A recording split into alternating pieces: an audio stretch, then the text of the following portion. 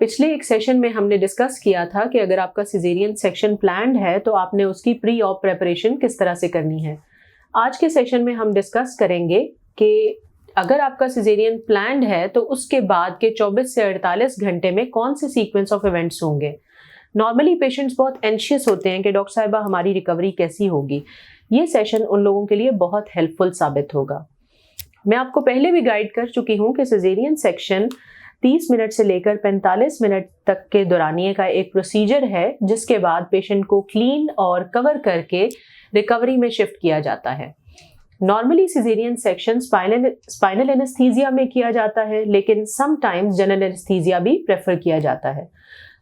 जब आप रिकवरी में शिफ्ट होंगे तो ये चीज़ ऑब्जर्व की जाती है कि जो भी तरीका बेहोशी आपको दिया गया है उससे आपकी रिकवरी कैसी है, यानी उन दवाइयों के असर से आप किस तरह से बाहर आ रहे हैं। यही वजह है कि आपको कुछ टाइम अंडर क्लोज ऑब्जर्वेशन रखा जाता है।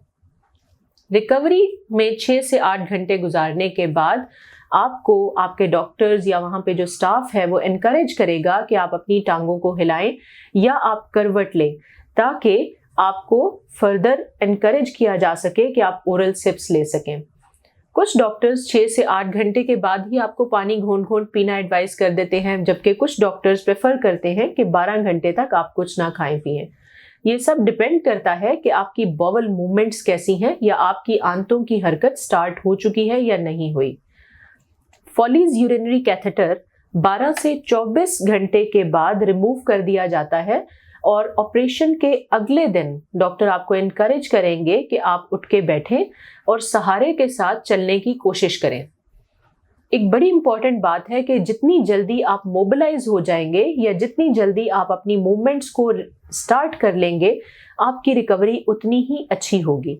लेकिन आपने इस चीज़ को ओवरडू नहीं करना। कोशिश करना है कि पहले 24 घंटे में आप सहारे के साथ ही चलें फिरें, ताकि कोई भी अनएडवेरेंट इफेक्ट या कोई भी ऐसा एक्सीडेंट ना हो।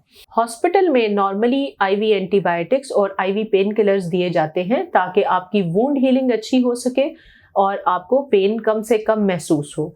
लेकिन जब आपको डिस्चार्ज किया जाएगा तो उसमें आपको ओरल मेडिकेशंस दी जाएंगी, जिसमें खाने के लिए गोलियां और कैप्सूल होंगे, जो कि एंटीबायोटिक्स होते हैं नॉर्मली और नॉर्मली पेन किलर्स होते हैं।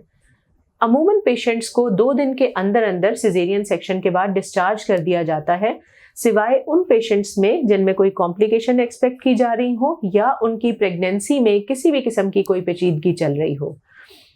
आपकी जो बैंडेज है या जख्म के ऊपर जो पट्टी होती है वो सेकेंड डे पे रिमूव कर दी जाती है और आपको एडवाइस किया जाता है कि आप अपने वुंड को क्लीन रखें और उसको एक्सपोज्ड रखें, ताकि वो ड्राई रहे और हील अच्छी तरह से हो।